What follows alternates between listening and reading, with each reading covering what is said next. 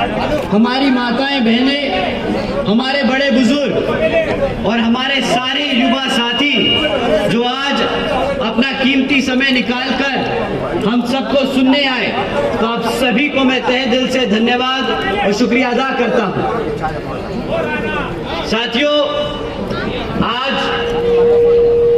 अपनी बात रखने से पहले मैं अपने सभी संतों, गुरुओं व महापुरुषों को, जिसमें खासकर महात्मा ज्योतिबा फूले, छत्रपति शाहू जी महाराज, नारायणा गुरु, पेरियार रामास्वामी जी, बाबा साहब डॉक्टर भीमराव अंबेडकर जी एवं मान्यवर साहब श्री काशीराम जी को नमन करता हूं। साथियों, इस लोकसभा चुनाव के संबंध में अपनी बात रखने से पहले मैं बहुजन समाज पार्टी की राष्ट्रीय अध्यक्ष व उत्तर प्रदेश की 4 बार मुख्यमंत्री रही एवं पूर्व सांसद आदरणीय बहन जी के नाम से लोकप्रिय बहन कुमारी मायावती जी का पूरे तहे दिल से स्वागत व आभार प्रकट करता हूं, जिन्होंने अपना पूरा जीवन वामसेफ, DS4 व BSP के जन्मदाता एवं संस्थापक श्री मान्यवर साहब श्री काशीराम जी के बताए हुए रास्ते पर चलकर परम पूज्य बाबा साहब डॉक्टर भीमराव अंबेडकर जी के मानवतावादी व आत्मसम्मान एवं स्वाभिमान के मूवमेंट के कारवां को अपने आजीवन त्याग, तपस्या व कड़े संघर्ष के जरिए नई राजनीतिक ऊर्जा, शक्ति व पहचान दी है तथा उत्तर प्रदेश जैसे विशाल व महत्वपूर्ण राज्य में 4 बार अपनी BSP पार्टी के नेतृत्व में सरकार बनाकर खासकर यहाँ बहुजन समाज के लिए ऐसी मिसाल बन गई हैं, जिससे प्रेरणा लेकर करोड़ों लोग यहाँ सामाजिक परिवर्तन व आर्थिक तरक्की के मिशनरी कार्य में जुड़े हुए हैं। इतना ही नहीं, बल्कि मैं खुद भी उनके इस नेतृत्व से प्रभावित होकर BSP मूवमेंट से जुड़ा हूं और उनके पद चिन्हों पर चलकर उस मिशनरी दायित्व, कर्तव्य व फर्ज को पूरा करना चाहता हूं, जिसके लिए बहुजन समाज के मसीहा परम पूज्य बाबा साहब डॉक्टर भीमराव अंबेडकर जी आजीवन खरा संघर्ष करते रहे। साथियों, आज मैं अपनी बात अपनी कमियों से दूर करना चाहूँगा। हमारे यहाँ विपक्षी पार्टियों ने हमारे कैडर, हमारे वर्कर, हमारे कार्यकर्ताओं के बीच में एक बहुत गंदा, एक बहुत नीच तरीके का एजेंडा फैलाने की कोशिश की है, हमारे लोगों को भ्रमित करने की कोशिश की है, डिमोरलाइज करने की कोशिश की है।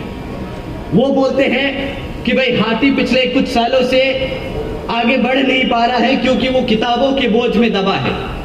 परंतु साथियों, ये सरासर झूठ है और ये अभी रिसेंटली इलेक्टोरल बॉन्ड्स के बारे में जो खबर आई है उससे साबित होता है। आप लोग सब इलेक्टोरल बॉन्ड्स के बारे में जानते हैं साथियों, जानते हैं कि नहीं जानते? तो आप लोग ये भी जानते होंगे कि पिछले 6 सालों में इन इलेक्टोरल बॉन्ड्स के द्वारा 25 राजनीतिक दलों को 16,500 करोड़ रुपए मिले हैं। जानते हैं ना साथियों? परंतु इन 25 राजनीतिक दलों में एक पार्टी का नाम नहीं था। आप जानते हैं कौन सी पार्टी है जिसको? जब आप ये सब बखूबी जानते हैं कि BSP ने आज तक एक भी रुपया किसी पूंजीवादी या कंपनी से पैसा नहीं लिया है, तो कैसे बोल सकते हैं कि हाथी पे किताबों का बोझ है? हाथी पे किताबों का बोझ नहीं, वो अपना कार्यकर्ता उस किताब को अपना कर्तव्य समझता है ताकि वो अपने मूवमेंट को आगे चला सके। जानते हैं ना आप सब साथियों कि BSP ना कभी किसी पूंजीवादी के पैसों से लेके अपना इलेक्शन लड़ती है और ना ही आगे कभी लड़ेगी। तो साथियों, जैसा कि आप सब जानते हैं कि ये जो लोग बोलते हैं कि बीएसपी और बीएसपी कार्यकर्ताओं पे बोझ डालती है, ऐसा कुछ नहीं। बीएसपी अपने लोगों के तन मन और धन से, श्रद्धा से चलती है। साथियों, जैसा कि आप जानते हैं कि लोकसभा के आम चुनाव चल रहे हैं और इस लोकसभा चुनाव में अन्य पार्टी आप लोगों से आकर आपसे वोट मांगने का काम करेगी, परंतु इस बारी आप वोट डालने से पहले उनसे पिछले 10 साल का रिकॉर्ड जरूर मांगिएगा कि पिछले 10 सालों में जब वो सत्ता में रहे हैं तो उन्होंने आप लोगों के लिए क्या काम करके दिए। साथियों, आप जानते हैं कि बहन जी के सख्त आदेश हैं कि बीएसपी कभी मैनिफेस्टो जारी नहीं करती, बीएसपी कभी आने वाले 5 सालों के बारे में वादे नहीं करती। बीएसपी हमेशा अपने पिछले कामों को लेकर चुनावी मैदान में उतरती है और अपने सपोर्टर्स को बताती है कि किस तरह उसने अपने 5 साल के कार्यकाल में क्या क्या काम करे। तो साथियों, मैं भी आपसे दरख्वास्त करूंगा कि अब जब विपक्षी पार्टियां आप लोगों के बीच में आए और वोट मांगे तो आप उनसे पहले उनके पिछले 5 से 10 साल के कार्यकाल की रिपोर्ट कार्ड मांगिएगा। साथियों, बीजेपी की केंद्र में रही सरकार पिछले 10 साल से चल रही है और वह इस बार आप लोगों के बीच में गली मोहल्लों में घूम रही होगी, परंतु उनसे कुछ मुद्दों पर आप लोगों को सवाल करने हैं। साथियों, पिछले 10 सालों में न शिक्षा पे उन्होंने कुछ काम किया, न सुरक्षा पे कुछ काम किया, न यहाँ रोजगार के लिए कोई काम किया। अब शिक्षा की बात करें तो साथियों, हम सरकारी स्कूलों के बच्चों के सर्वे, सरकारी रिकॉर्ड्स में देखें कि आजकल 8वीं कक्षा तक के बच्चे आज अंग्रेजी के शब्द पढ़ नहीं पाते। अगर हम एजुकेशन की बात करें तो स्कूलों में, सरकारी स्कूलों में आप बच्चों से अंग्रेजी में बात करने को कहें तो बेचारे सेंटेंस नहीं बना पाते। जहां रही बात मैथ की, प्लस माइनस मल्टीप्लिकेशन डिवीजन की, तो 8वीं तक के कक्षा के बच्चे, आधे बच्चे आज बेसिक मैथ्स नहीं कर पाते। और आजकल 65% से अधिक सरकारी स्कूलों में कंप्यूटर्स तक की फैसिलिटी नहीं है। साथियों, आप सब जानते हैं कि शिक्षा कितनी महत्वपूर्ण होती है एक बच्चे का भविष्य बनाने के लिए। अगर भाजपा सरकार पिछले 10 सालों में हमारे बच्चों को शिक्षा ना दे पाई तो उसने हमारे खाली बच्चों की शिक्षा के साथ नहीं, आपके भविष्य के साथ खिलवाड़ किया है। साथ ही साथ आज साथियों 10 साल में शिक्षा तो पूरी कर नहीं पाए, ना बेचारे रोजगार दे पाए हैं। आज 3 में से 1 ग्रेजुएट युवा साथी बेरोजगार घूम रहा है। सरकारी नौकरियों के नाम पर सिर्फ पेपर लीक करने की खबरें आती हैं, जहां पर अगर कोई नौकरी निकल भी जाए, तो साथियों 1,000 नौकरियां निकलती हैं, वहां पे 90,000 लोग अप्लाई करें। यहाँ पर पीएचडी स्कॉलर्स, इंजीनियर्स और ग्रेजुएट्स अप्लाई कर रहे हैं। साथियों, ना यहाँ पे शिक्षा का प्रबंध हुआ, ना यहाँ नौकरियां दे पाए। अब आप ये देखिए कि किस तरह वो दीमक की तरह हमारे सिस्टम को तोड़ने की कोशिश कर रहे हैं। जब आपके बच्चे पढ़ेंगे नहीं तो वो कैसे अपने पैरों पर खड़े हो पाएंगे? जब उनके पास नौकरी नहीं होगी तो कैसे वो घर में आप लोगों के पास वापस मुड़कर आप लोगों की मदद कर पाएंगे? ना नौकरी होगी, ना रिजर्वेशन होगा। साथियों, भाजपा का हमेशा से वादा रहा था कि भाई हम हर साल 2 करोड़ नौकरियां देंगे। अब 2024 में ना नौकरी की बात होती है, ना तरक्की की बात होती है, ना रोजगार की बात होती है, ना सुरक्षा की बात होती है, तो सिर्फ मंदिर, मस्जिद और धर्म की। ना धर्म ने कभी किसी का पेट भरा है, ना कभी भर पाएगा।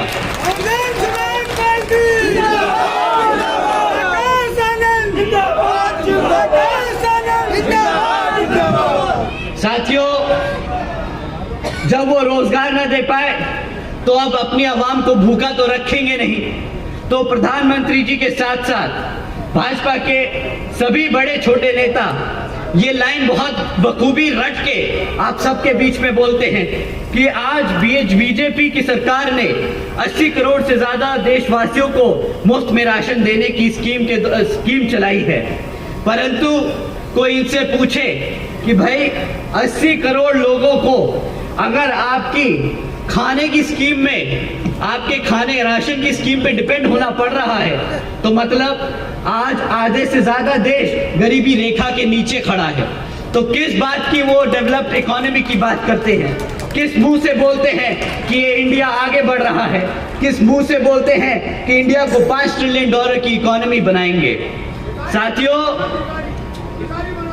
सब भिखारी बना दिया, कटोरा हाथ में दे दिया, कटोरा हाथ में दे दिया। कोई बात नहीं साथियों, इस बारी आने वाले लोकसभा आम चुनाव में इनको वही कटोरा थमा के वापस भेज दीजिएगा।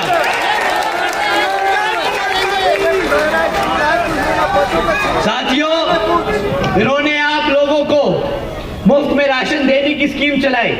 आप जानते हैं कि इस मुफ्त राशन की लागत क्या पड़ रही है आप सब पे?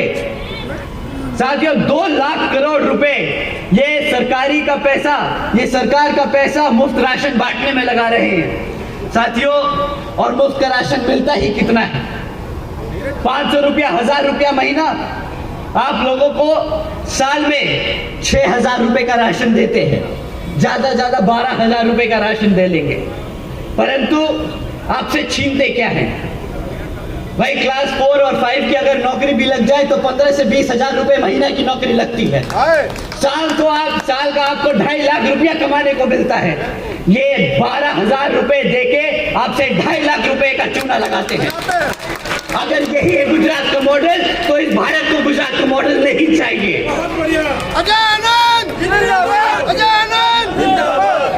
साथियों, 200 किलो रुपए टमाटर, तभी वो मुफ्त में राशन बांट रहे हैं। साथियों, उन्होंने वादा किया था कि काला धन वापस लेके आएंगे। कौन सा काला धन वापस आया? काले धन के नाम पे उन्होंने कितने ही काम किए हो।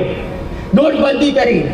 अब आप लोगों के पास, सबके पास डेटा है आरबीआई का कि भाई सारा काला धन तो दूर की बात, सारा कैश वापस आ गया। सारा कैश वापस सिस्टम में आके वापस चला भी गया। तो कौन सा काला धन इस केंद्र की सरकार ने रोक के दिखाया है?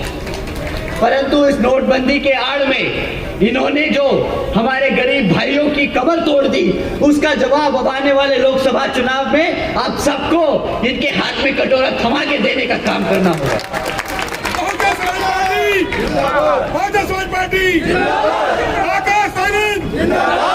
साथियों, ये तो रही केंद्र की भाजपा सरकार। अब यहाँ पे राज्य की भाजपा सरकार भी कुछ कम नहीं। वह अपने आप को बहुत गर्व महसूस करते हैं जब बोलते हैं कि जी हमारी सरकार को बुलडोजर की सरकार बोला जा रहा है। उनको बोला जाता है बुलडोजर की सरकार क्योंकि उन्होंने गरीब लोगों के घर तोड़ने का काम किया। ये कोई गर्व की बात नहीं, ये कोई गर्व की बात नहीं। अगर यही इन्होंने बुलडोजर चलाए होते गुंडे और माफियाओं के अवैध धंधों पर, तो हम बिल्कुल बेशक उनके साथ खड़े होकर बोलते कि हाँ जी बहुत बहुत अच्छा काम किया है। परंतु जो आपने गरीब लोगों के घर तोड़े ना, मुख्यमंत्री जी को आने वाले विधानसभा आम चुनाव में इसका भी जवाब देना होगा। माँ बेटी मार दे बुलडोजर से, माँ बेटी। साथियों, ये सरकार अपने आप को फाइनेंशियली साउंड बहुत बोलती है कि हम बहुत टाइप की टेक्नोलॉजी ला रहे हैं, हम बहुत ज्यादा डेवलपमेंट कर रहे हैं। इनसे अगर हम आपके सामने अगर एक डेटा रखें तो इनसे इनकी फाइनेंशियल प्रूडेंस समझ आती है।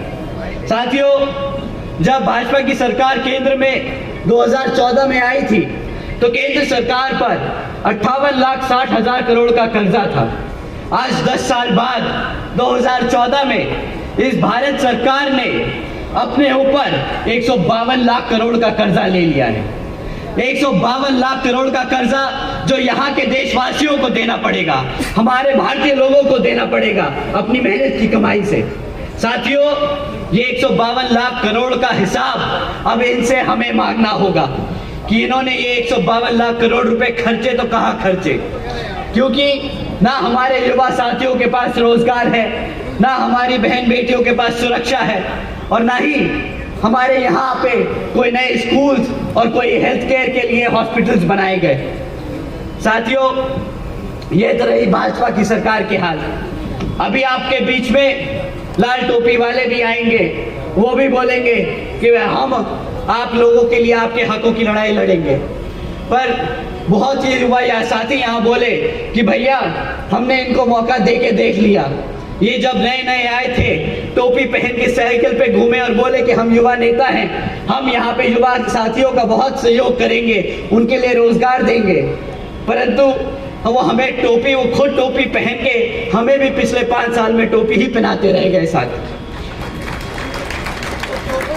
साथियों, उन्होंने एक तरफा, जिस समाज ने उनको एक तरफा वोट डाला, पिछले कुछ दिनों ने आप लोगों ने सबने देखा कि किस तरह जब इस समाज पर उत्पीड़न हुआ, जब इस समाज पर तकलीफें आई, तो किस तरह इस समाज के समाजवादी पार्टी के अध्यक्ष चुप्पी साधे बैठे रहे। साथियों, जो आपके हकों के लिए नहीं बोल सकता, जो आपके हकों के लिए नहीं लड़ सकता, वो आपके वोटों का हकदार नहीं। साथियों, जैसा कि मैंने आपसे शुरुआत में कहा था कि बहन जी ने हमसे कहा है कि आप जनता के बीच में जाइए और हमारे काम के बारे में बताइए, ताकि हमारा वोटर, हमारे समर्थक, हमारे लोग वही आगे जाके समाज में आगे सबको बता सके। तो साथियों, मैं आपके सामने बहन जी के गवर्नेंस मॉडल के बारे में कुछ बातें बताना चाहूँगा। जी के गवर्नेंस मॉडल के तहत बसपा ने अपनी सरकार के चलते हुए महामाया गरीब बालिका आशीर्वाद योजना चलाई थी, जिसके तहत 3,25,000 बच्चियों को 1-1 लाख रुपए देने का बहन जी ने काम किया था। साथियों, देश में पहली बार ऐसा हुआ था कि बच्ची पैदा होते ही लखपति बन गई थी। साथियों, बहन जी ने इस योजना के तहत 3,250 करोड़ रुपए अपनी बच्चियों को देने का काम किया था। बहन जी के गवर्नेंस मॉडल के तहत बसपा की सरकार ने सावित्रीबाई फुले बालिका शिक्षा योजना भी चलाई थी, जिसके तहत 7 लाख से ज्यादा बच्चियों को 12वीं तक की शिक्षा प्राप्त करने हेतु बहन जी ने 600 करोड़ रुपए से ज्यादा इन बच्चियों को पढ़ाने के लिए खर्चे थे। साथियों, बहन जी ने एक तरफ हमारी बच्चियों को मुफ्त में शिक्षा देने का काम किया, ताकि वो अपना पढ़ लिख कर अपने पैरों पर खड़ी हो सके। दूसरी तरफ ये सरकार आपको हर महीना मुफ्त में राशन देती है, ताकि आपके बच्चों का भविष्य इन पर निर्भर हो जाए, आप लोग अपने पैरों पर ना खड़े हो पाए। साथियों, एक अच्छे लीडर में, उनकी पॉलिसीज में पता चलता है कि वो कितना अच्छा लीडर और कितना अच्छा अपने लोगों से जुड़ा है। साथियों, बहन जी के गवर्नेंस मॉडल के तहत बसपा ने सरकारी कॉलेजेस के साथ साथ व्यावसायिक technical institutes, engineering colleges, polytechnic एवं इंडस्ट्रियल ट्रेनिंग इंस्टीट्यूट्स के में अन्य पिछड़े वर्गों के छात्रों के लिए 27% आरक्षण की व्यवस्था तय की थी। इसी के साथ साथ पहली बार सरकारी कॉलेजेस के स्टूडेंट हॉस्टल्स में अन्य पिछड़े वर्गों के छात्रों के लिए भी 27% आरक्षण व्यवस्था तय की थी। साथियों, बहन जी के गवर्नेंस मॉडल के तहत चलकर बसपा की सरकार ने प्रदेश में अपने शासनकाल में 12,500 करोड़ की लागत से हमारे सभी SC, ST व OBC के साथ साथ आदिवासी समाज के 3.5 लाख से ज्यादा परिवारों को महामाया आवास योजना के तहत अपने खुद का घर देने का काम किया था। साथियों, बहन जी के गवर्नेंस मॉडल के तहत चलकर बसपा की सरकार ने सरकारी नौकरियों के साथ साथ देश में पहली बार सरकारी ठेकों में भी आरक्षण की व्यवस्था तय की थी। इसके साथ साथ सरकारी नौकरियों के भीतर सरकारी नौकरियों पर भी लगी रोक को हटाकर बहुजन समाज के साथ साथ सर्व समाज में से सभी जरूरतमंद लोगों को सरकारी नौकरियों तो देने का काम किया था। साथियों, बहन जी के गवर्नेंस मॉडल के तहत चलकर बसपा की सरकार के नेतृत्व में कृषि एवं संबंधित कार्यों में मिनिमम वेजेस को 55 रुपए से बढ़ाकर 100 रुपए प्रतिदिन करने का काम किया और अन्य पिछड़े वर्गों के लोगों की क्रीमी लेयर की वार्षिक आय सीमा 3 लाख रुपए से बढ़ाकर 5 लाख रुपए करने का काम किया। साथियों, बहन जी ने अपने शासनकाल में 90,000 से ज्यादा शिक्षकों को सरकारी नौकरी देने का काम किया, 1 लाख से अधिक सफाई कर्मचारियों को नौकरी देने का काम किया, 2 लाख से अधिक नौजवानों को पुलिस फोर्स में भर्ती करने का काम किया और 6 लाख से अधिक अपर कास्ट समाज के कमजोर लोगों को विभिन्न सरकारी पदों पर नौकरी देने का काम किया। साथियों, बहन जी ने हर स्तर पर एक रिकॉर्ड छोड़ के रखा है कि आपने 5 साल के शासनकाल में युवाओं को नौकरी दी, हमारे बच्चों को शिक्षा दी, हमारे बुजुर्गों, हमारे पिछड़े वर्ग के समाज को छत देने का काम किया। साथियों, उन्होंने कभी भी आकर आपसे आने वाले 5 साल के लिए वोट नहीं मांगे। उन्होंने हमेशा से अपने कार्यकर्ताओं को बोला है कि जो हमने मेहनत करी, जो हमने लोगों को लाभ पहुंचाया, उसको जाके अपने समाज में बताओ, ताकि आने वाले 5 साल अगर वो वोट डाले तो वो पता रहे कि वो किसके लिए वोट डाल रहे हैं और उन्हें क्या मिलने वाला है। साथियों, आज मैं आप लोगों का ज़्यादा समय ना ज़ाया करते हुए अपनी बात को यही विराम देता हुए यहाँ पर विभिन्न क्षेत्रों में हमारे लोकसभा के चुनाव लड़ रहे प्रत्याशी को आने वाले लोकसभा चुनाव में हाथी के सामने वाला बटन दबाकर आप लोग विजय बनाएं और यहाँ पर बहन जी के हाथ मजबूत करने का काम करें। जय भीम, जय भारत।